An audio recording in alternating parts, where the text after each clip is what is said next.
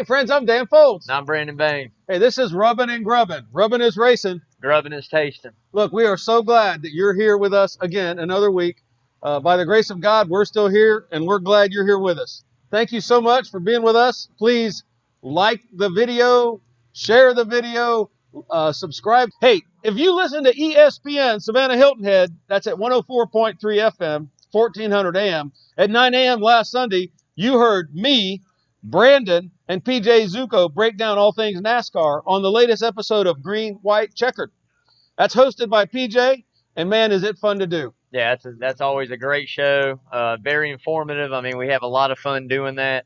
So if you guys hadn't heard that yet, like I said, every Sunday, 9 to 9:30, ESPN 104.3, 1400 AM. Got to check it out, Green, White, Checker, man. Really, really cool show. And you know, I bet you could call in, too. We need to figure out how people call in. I'm sure we could. We can make that happen. Yeah. We actually record the show about 7:30 because PJ's got to remove all my flubs in his computer.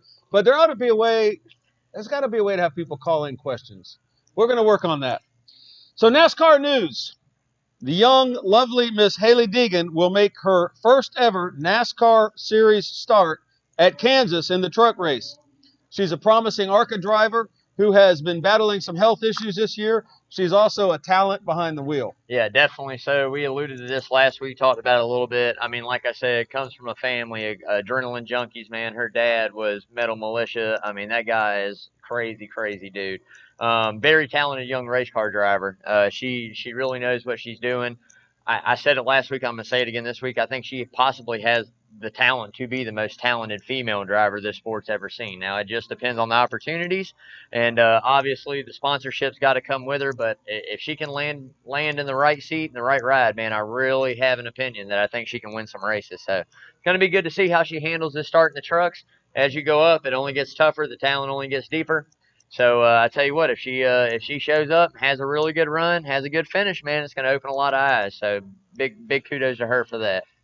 Do you remember whose team Danica Patrick was on? Yeah, it was Stuart Haas for later career. I don't remember exactly. I don't remember. That's it a might top have been tier that the whole team, time. right? That is a top tier team. It was decent. Yeah, I mean, she had really good equipment. Had some really good runs in that car as well. The thing that makes her incredible is not only was it open wheel, she turns around and gets in a stock car too. And anybody that does that, I don't care who you are, it takes you time to learn because these cars do not handle and drive like a Formula One or like an Indy car. They just don't. They don't turn on a dime. They're not as electronic as what they were or what they are now. So, I mean, big kudos to all of them that step in there. I mean, anybody, guy or girl, you get behind the wheel of this thing, man, you've never been behind one and you have some success. I mean, that's a big shout out to you for your talent. Right. Awesome. Hey, listen, veteran driver and our beer-drinking brother from another mother, Clint Boyer, announced this week that he's joining Mike Joy and Jeff Gordon in the Fox broadcast booth next year, 2021. And I, for one, am excited about that. Yeah, I mean, I think it's going to be a great fit for him.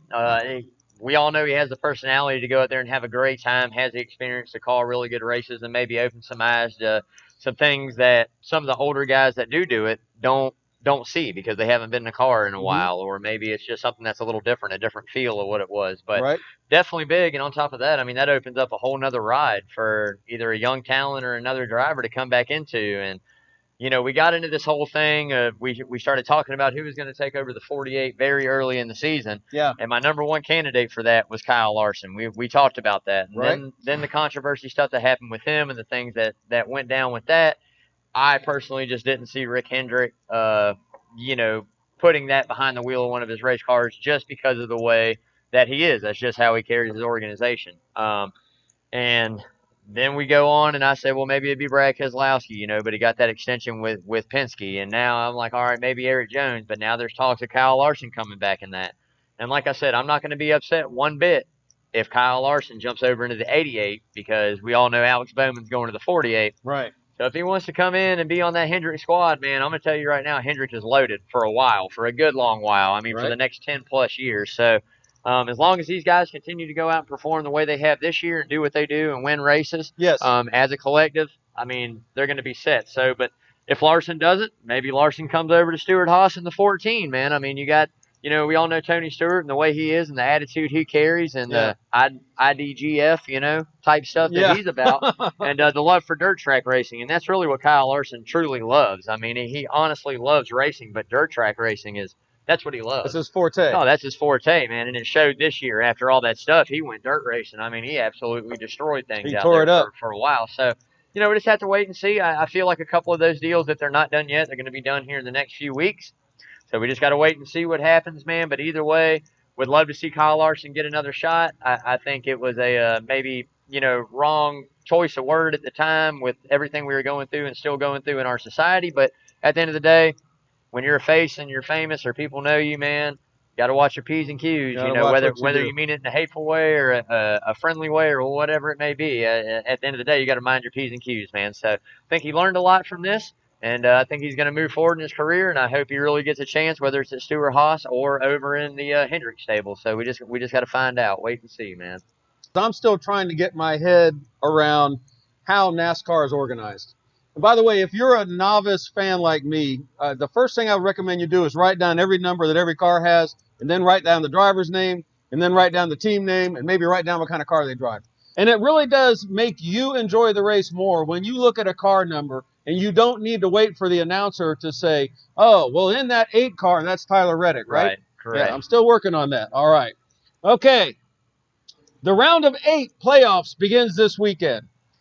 So first of all, we had 16 drivers for 3 races, and then we had 12 drivers for 3 races, and now we've got 8 for 3 races. And that's going to take us to 4, and there's going to be 1 race, and there's going to be a champion. That's it. So the first race in this next round is in Kansas. That's coming up this weekend. Yep. The second is at Texas Motor Speedway, because everything's bigger in Texas. The third is at Martinsville. The 4 drivers who survive and move on will race for the championship in Phoenix on November the 8th.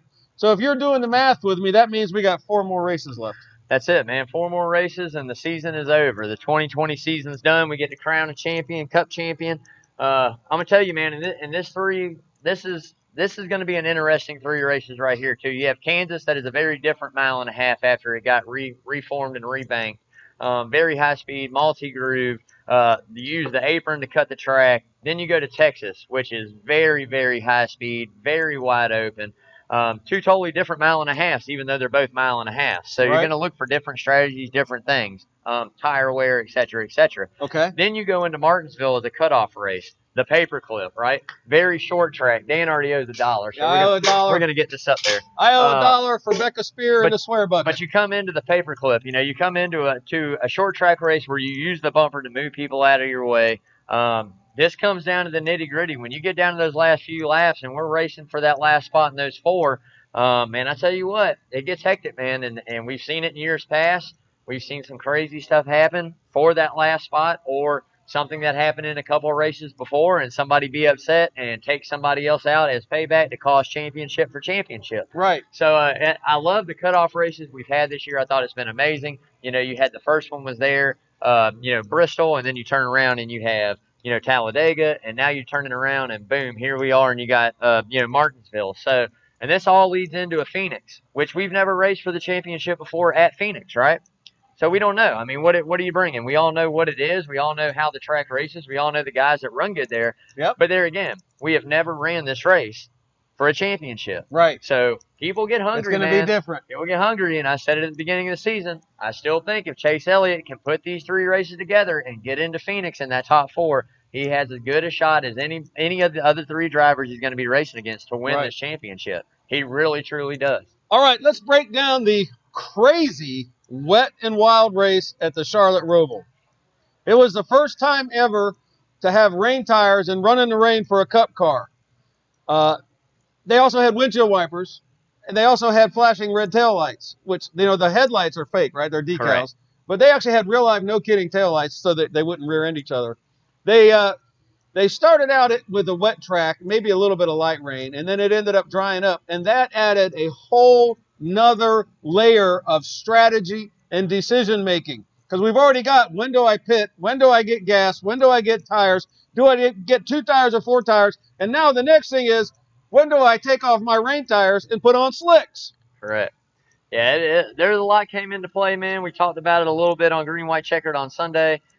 I am not a fan of racing in the rain in NASCAR. That's just me. And Big is professionally offended by Cup Series at least, man. because there's people's livelihoods on the line, correct. and y'all are screwing around with this water stuff. Correct, man. This is somebody's championship right here, Right. you know. And I mean, and I'm glad that it didn't come down to somebody who really had an opportunity to do that. Yes. The track or the conditions causing them a problem that made them not make it there. But I feel like this is something that the lower series, that's what you want to do. Cool. To me, it's like, all right, when we start doing this on a road course, so what's next? Now, why don't we go race in the rain at Talladega? Oh, we go too fast, right? Oh, this and that. Well, I mean, these guys are still carrying speed here too.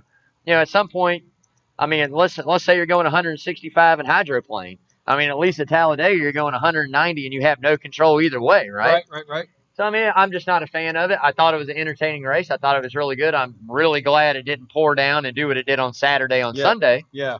But it's my personal opinion, and we're all entitled to our own opinion. I do not like racing in the rain in the Cup Series, man. That's just me. So, you got a comment on that? Hey, man, hit us up. Write that comment on there. Let us know what you think about it, how you feel about it. But like I said, personally, not a fan, man. Not a fan. I'm glad, like I said, it didn't cost somebody their championship in that way, but just not a fan of that. I feel like I'm a benefit of what they call beginner's luck, because this is my beginning year of really trying to pay attention to what the hell goes on in NASCAR. And what do we have this year? We had coronavirus shuts down America. So what does NASCAR do? They do iRacing, which I thought was entertaining as all get out. And then we have all these changes, and we have the All-Star race moving around and races on the midweek. I mean, this is a different year than NASCAR's ever had. And it's my first year here, really, and I'm like, holy crap. And then what do we get? We get this rain race. Now, look, the Cup race was good, but the real meat on the bone was that Xfinity race on Saturday. Oh, my Lord. That wasn't aerodynamics. That was hydrodynamics. There was this much water on the track, draining down drains. They actually had to stop the race at one point because, those are cars, not boats. Man, was that entertaining. It was fun. As a matter of fact, two of the announcers said, is it bad that I'm enjoying this? And another one says, I don't know, but I'm enjoying it too. Yeah, it was really, really spectacular and interesting. I don't really care if they never do it again, but, it was fun. And they actually can put rain tires. These are really aggressive-looking tires from Goodyear, and those cars can run in the wet. I thought it was cool. The good, the bad, and the ugly.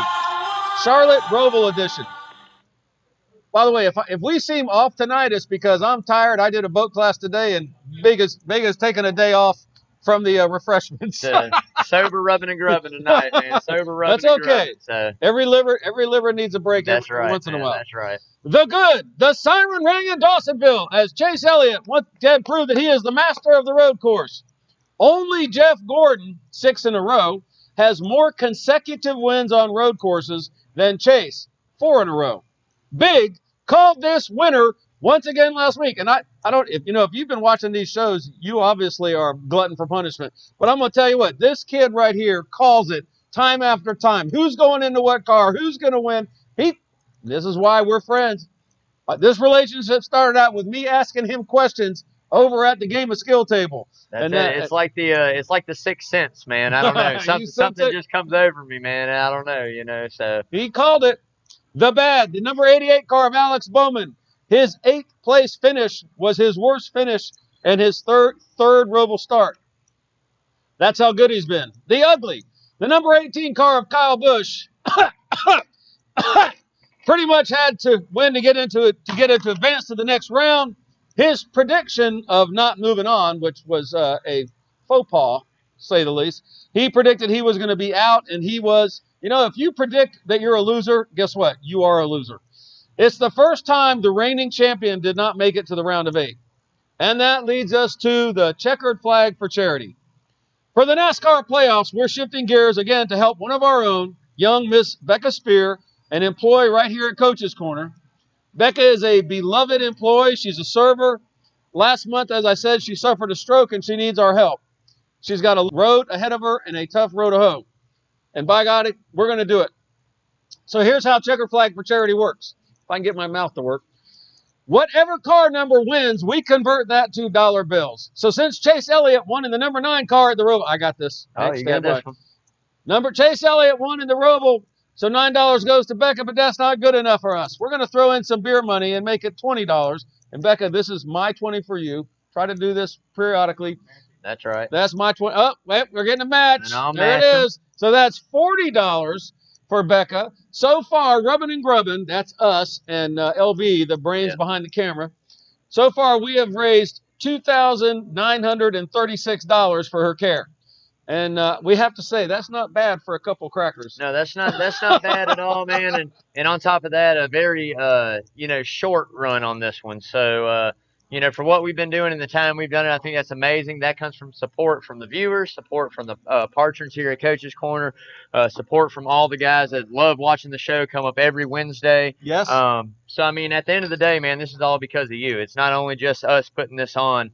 We could sit here and talk about it every single day of the week. But unless you're willing to come out and donate some money, donate some dollars for a good cause, it'd be all for none. So big pat on the back out there to the viewers as well. Oh my gosh. How many, we're sitting up on the TP tower and people come up and these are decent Savannah men and women and they come up and they throw, and how much money do they put in that bucket? How's that go?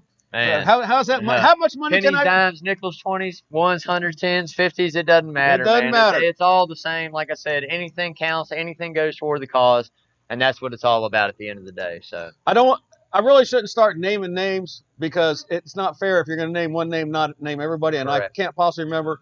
But I got to say that bar owners, in my opinion, are some of the most generous human beings on earth.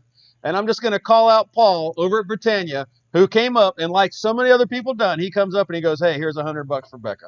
And I mean, there's a lot of guys. And if I didn't, I apologize if I didn't call you. You know who you are. Some people don't even want to recognize. That's right. Some people don't want anybody to know who they are. But I do appreciate everybody that comes up there and helps us out. John and Adele are in week 3 of their fundraiser for Becca Spear. So this is a young woman that works here. She's a server. Not long ago, she had a stroke. She had a bleed in her head. That put her in the hospital for a long period of time. She has now been discharged from the hospital. She's home on Whitmarsh Island. She is actually one of us, and she is now in the care of her mom and dad and her sister. They had to get their home modified at considerable expense for her to come home for her care. They've done that, and our project is to raise the money to pay for that home modification. And we're somewhere up around $40,000 is what we need to do for that, and we're well on our way for that. It is, again, the Braves for Becca celebration. Somebody's up in that teepee 24 hours a day, rain or shine. Big's taking his shifts. I've taken my shifts. And again, we'll be up there tonight. I'll probably be sleeping up there tonight. My wife's in South Carolina. The dogs are gone, so I may as well just stay here. John Henderson is now sporting a purple mohawk. You have to see it to believe it. He challenged Big, or Brandon Bain, a.k.a. Big, my brother from another mother, to do the same. Big said if we raise $500 for Becca, he would rock a mohawk. Our audience quickly raised the $500. Yeah, it did not take long. So, Big, how did that go? I mean, it went pretty decent. I don't have it spiked up tonight, but I did had to leave a little bit though. I do have a second job I do other than my contracted job, so yeah, man. I mean, great cause. Like I said, that's what it's all about. It's raising money. For Becca, for that your family. Yes. I mean, that's what it's all about. Whether it's that or whether it's something else. John and Adele both do a really good job serving this community. Yes. With the charity events and different things that they do for people and folks around. So, big shouts out to y'all. Like I said, if you hadn't had a chance to come by and donate yet, stop by and donate. It's always greatly, greatly appreciated. It is. It is. Thank you so much. Also, thanks to Damon Sanderson for trimming his lettuce. Yeah. So, look, if you're watching this and you want to help, well, come on to Coaches. Come on and come up and check out the TP Tower. If you go up and down Victory Drive, you may hear some audible evidence of our activity. Yeah, I know the last game I went to, which I'm not going to say the day, but man, whoo, yeah, we got large and in charge up there on the TP for Tower, man. That is for sure, and it is a great time, very unique thing, very original here at Coach's Corner. Only place you're ever going to catch that at. So I highly recommend if you haven't, come down, throw the donation in, come up there for a few minutes, check it out. It is absolutely amazing. It is a really, really, really unique thing that they do here at Coaches, and it's absolutely amazing. If you live in Long Point, which is across the bridge, and you're wondering why you keep hearing a train engine crossing the tracks in Thunderbolt, that's no train engine. No, it is not. That's our horn. That horn was given to us by Matthew Manning, who owns Coastal Refrigeration, and it's got a control button up there, and when cars drive up and down Victory Drive and they give us a salute, they honk their horn, we return fire. And you can hear that horn, no kidding, because I was in Long Point yesterday. You can hear that horn all the way across there. So that's our celebration sound. We do stop it at 10 o'clock at night, and we don't blow it again until 6 o'clock in the morning. And at that point, it's time to get up and go to work. If you like the 88 car or the 11 car or the 14 car, come on by and put your favorite driver's door number in dollars in our charity. We would really appreciate it. There is also a GoFundMe account. There's one here at the store, and Becca's family has one. And LB will put a link on the YouTube video to go to that GoFundMe account. And that takes us up to, now I'm really disappointed here. Yeah. Come on, dude. Come on, dude. Mr. Jim Utter, the editor of Motorsports. My hair's standing up on the back of my neck. It's pretty The bad. editor of Motorsports.com, a NASCAR media partner, mocked Alex Bowman with the hashtag #AnxietyAlex after Bowman told his crew chief that he was experiencing anxiety before the Roval on Sunday. Bowman was feeling the pressure of moving forward in the playoffs, and this Delta Bravo, that's phonetic, DB, this Delta Bravo thought it would be funny to mock this kid on Twitter and make fun of mental health issues. Hey, Jim, go fuck yourself. That ain't funny, buddy. And you get your ass in a car going 180 miles an hour with your employment tomorrow on the line. Will I have a job tomorrow? Will I be able to pay for my house tomorrow? You know, if the kid's anxious, why don't you just shut up and be supportive? Yeah, I mean that's you know, there's a lot of folks out here that deal with a lot of issues that one don't even talk about it. For Alex to come out and he has talked about it in past times, his anxiety that he suffers from time to time. I mean, I don't know if anybody's ever had one around here, but anxiety attacks, panic attacks, man, things like that, it's very mental and it becomes very physical. So for somebody to mock it, especially in this guy's you know, stature of what he's was done he and thinking? what he writes and the people that he reaches. How do you have a job? Yeah, how come you're not fired yet? yeah, it's pretty bad, man. So I'm with Dan. My God. I'm definitely with Dan, man. Ooh. I'm a soldier, a retired combat veteran, and a lot of my friends have PTSD, and your action was out of line, sir. All right, enough about that. Okay. Cheers. So Clint Boyer lost his power steering at lap 71 in the race. He lost his power steering, and I remember I was sitting there watching the race, and I was like, well, he's done, right? He's going to the pits, right? And the answer was no. He's just going to – I don't know if you've ever drove a car. If you've ever drove your car with the power steering out, you know, that's a muscular effort right there. And he drove that car for a long time. Let's see, it went out at 71, and he drove it around the 14-turn road course. He was spent when he came out of the car and said, yeah, if I had to do a couple or three more laps, I'd have been on the ground after the race like a crappy flopping. He muscled the car to the lead late in the race and a respectable 10th place finish. So cheers, Clint, for not giving up. Night Stalkers don't quit. I just learned the first. Soda and beer don't do the same thing. Soda definitely comes out a little bit quicker there. So I gotta be on that next time. Mm-hmm. Far right turn, the NASCAR Foundation. If you go to www.nascarfoundation.org, you can vote for one of the 4 finalists for the Betty Jane France Humanitarian Award. There's that France name, right? That's it. This is an award that donates $100,000 to a children's charity organized by NASCAR fans. Each of the 4 finalists will receive $25,000. Over the years, this foundation has donated over $36 million to worthy charities. And that's just another example of NASCAR giving back. And I'm going to say it, I freaking love NASCAR. Yeah, man. I mean, they're known for that. I mean, the stuff that they do all the time. Off the chain good. It's amazing, man. You know, that is definitely one sport that gives back not only to, you know, families that run through that sport, but charities and people, things that their family, Yeah. supports. So super big shouts out to NASCAR for doing that. I think it's absolutely amazing. Been doing it for a long time, and I'm sure they're going to continue to do it for a long time in the future. So Check them out. Check them out. The NASCAR Foundation at www.nascarfoundation.org. Mailbag question. Nuts and Bolts wants to know, what is the significance of a winner of the race who is not in the playoffs? huge, man. I mean, that's one of the biggest moves you can do. If you're a guy that's on the outside looking in, not only did you just prove and maybe bring up a little bit of a second doubt going, hey, man, maybe I should have been in it. I just came out here and won this race. But you took the opportunity for one of those 8 drivers or 12 drivers or however many drivers. You took that opportunity away for them to lock themselves into the next round automatically. Right. So then the points and the stage wins and different things that you've done throughout that race become huge. I mean, absolutely huge. So for a guy to go out and steal a win, like let's say, William Byron or Kyle Busch comes out and they win Kansas, oh man, that definitely just made the next 2 races that much more important for those 8 drivers because only so many are going to point in a certain way. So now you went from having 3 guys that could lock themselves in for that final 4 spot being between points. Right. Now you're down to only having 2, and that's if nobody goes out and repeat wins. So I mean, that is one of the biggest things that can happen in these playoffs, the way that they're formatted. One of the biggest things that can really, really shake things up is for a non-playoff driver to go out and get that race win. Well, I hope we see it.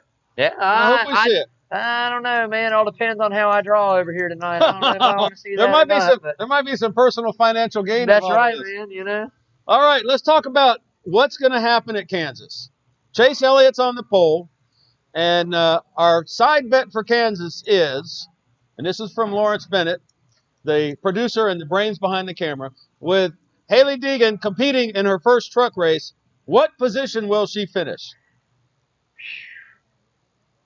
I'm going to say she finishes 11th. LB, she's the real deal. Calling her the winner? Top 10? He said 11. 4. Big says 11. LB says 4th. Yeah. Damon, 21st. I say she's going to wreck out. DNF. I hope it doesn't happen, but I say she's. Listen, that's no slide on her. A lot of people that wreck, it's not because it's their fault. Some things are uncontrollable. Yeah, I hope not. I think she's going to end up being a super talent, but this is her first time on a new stage.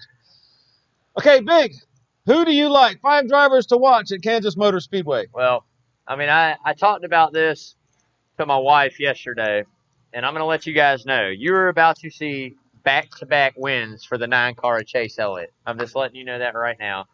Got the good starting position. He's won this race there and this time of year in Kansas before when he's had to. Definitely think he comes out now, steals one of those spots, locks himself in for that top, the top 4, final 4. Yep. Chase Elliott's doing it again. 2 for me. I got to go Denny Hamlin. There again, hot guy. You cannot count these guys out that have won this many races all season, right? Right. 3 for me is going to be a surprise to everybody. I see Kyle Busch coming out here and getting a really good finish, right? In a way, all the pressure's off of him. There's no pressure other than to try to come out and win a race. My championship bid's done this year. Now I just want to go out and do what Kyle Busch does, and most of the time that's win. Right. 2020 wasn't that. I think maybe he's got a shot at doing it at Kansas.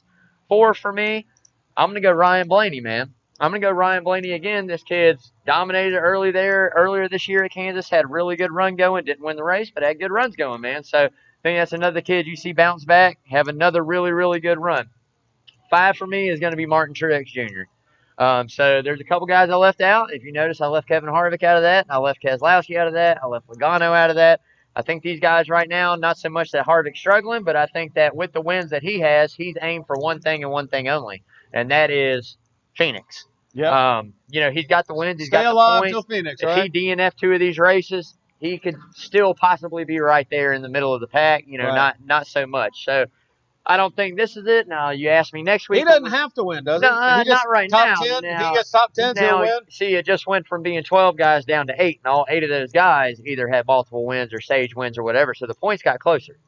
But if you ask me next week when we go to Texas who's going to win, we'll talk about some other names that weren't in this week. Okay. So dark horse for me right here coming into Kansas. I see a guy that's had quite a few really good runs going as of late. I think that he's got, some talent really, really behind the wheel, still searching for a ride. It's going to be, the 21 of Benedetto, man. I think Matty D can come out and get a really good finish here and show that, hey, it's not just here and there that I have a good run. Like I'm putting a streak together, right? Mm-hmm. If it's not Matty D, I got to go Eric Jones. I mean, I still think this kid's a really good talent. Wherever he lands next year, whatever car it may be, is going to gain a lot of talent behind the wheel. So, with that being said, those are my top 5 picks, and we're going to hear that siren ring again in Dawsonville, Georgia, man. Not only for the race, but them dogs are going to beat Bama this weekend, man. That's what's happening. That is what's happening. All right. Look here. If you come watch the race here on Sunday, your first beer is on me. My name's Dan Foulds. You tell your server, hey, the fat guy said my beer's on him. It's on me. We've said that every single week. And people come here and watch the race, and nobody's took that beer yet, so you can get that beer for free. If it gets down to that last race, I think I might have to show up and get that nice bucket. Thank you, fans, for watching and for being part of this show. Every single one of you who goes on to YouTube and subscribes is an absolute hero to us. Yeah. As a matter of fact, we're going to have a way to draw from the subscribers, and we're going to mail you a T-shirt. And I don't know how we're going to do it yet, but we're going to do that. I'm modeling the Plan A shirt. Yep. Which has got our logo on it, and I got the Plan B on. Brandon's got our Plan B shirt. The Plan B. So and you get around the back, it's got the logo back there. So listen, you may get some merch from some more sophisticated people. You may get something from people that know more about NASCAR than I do, but you're never going to get anybody that knows more about than he does. But there's only one rubbing and grubbing. That there is. Rubbing is racing. Grubbing is tasting, and it's right here at Coach's Corner in Thunderbolt, Georgia. That's the center of the universe. So thank you so much for watching our show. We're on Facebook, we're on Twitter, we're on Instagram, we're on YouTube. And now it's time to talk about food. And tonight, sometimes I just have a pretty face to bring the food up here. Tonight, I don't have a pretty face. I got a freaking man. That's right. I got a United States Marine. This is the official rubbing and grubbing bodyguard right here. This is Mr. Damon Sanderson, United States Marine, NASCAR super fan, and a guest host on our show, a super friend, and he's also a frequent visitor of the Tower of Power. So what are we looking at? We got some sliders and some seasoned fries here. They're looking pretty good. It looks fantastic. They do. I think we all should try one. I think as soon as we turn the cameras off. I think that's it. All right, I'm gonna get one right now. I'm gonna get stuff on my face. Here we go. Go for it, man. The entire menu at Coach's Corner is spectacular. It's available online. This is what you do when you're on a date with a smoking hot girl, and you don't want to have a bunch of food all over your face. You're sitting at a table with maybe your first date. And you want to do polite food, where you don't gross her out on the first date, you get with these. Good stuff. And you may want to pass on the onions, too. The onions may not be a good idea. Rubbing on sliders. Those are good. Oh, yeah. One of my staples, this chicken sliders, usually after our weekly game of skill from time to time, me and Lindsay both go home with a set of burger sliders and a set of chicken sliders and quite a few other things. So, hey, man, like I said, thank you guys. Stay tuned, man. We got Karl DeMasi Sports Report with Coach Karl DeMasi and the AD Chad Griffin coming up. Got to stay tuned. I think Coach called earlier, said it's from the house this week, but still looking at that. Got to check out that new haircut Coach got. If you didn't tune in last week, he still got the same one this week. AD, we're coming for you, brother. That number's only getting closer and closer to 1,000. We're going to get there eventually, man. Always stay tuned. You can tune into the Hot Grits Podcast, iTunes, and Spotify. Laugh along with Travis and Spencer as they break down the week in all kinds of sports. Man, you guys, we got other things coming real soon here from the, Coach's Corner Sports Network. I hope everybody goes out there. Hope you guys enjoyed the show tonight. Like we always say, like, share, follow us out there on our social media, man. Comment any chance you get to get on anything we can change, anything you like. If you agree to disagree on certain topics we talk about, comment, man. We'd love to hear back from the people. We'd love to hear the feedback, man. And, hey, till then, everybody out there, stay safe, mask up, wash your hands.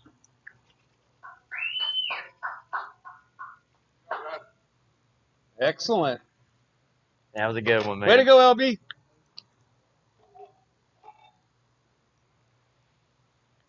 He's still got that camera. Oh, I know. He always does. He always does. Man. Gently.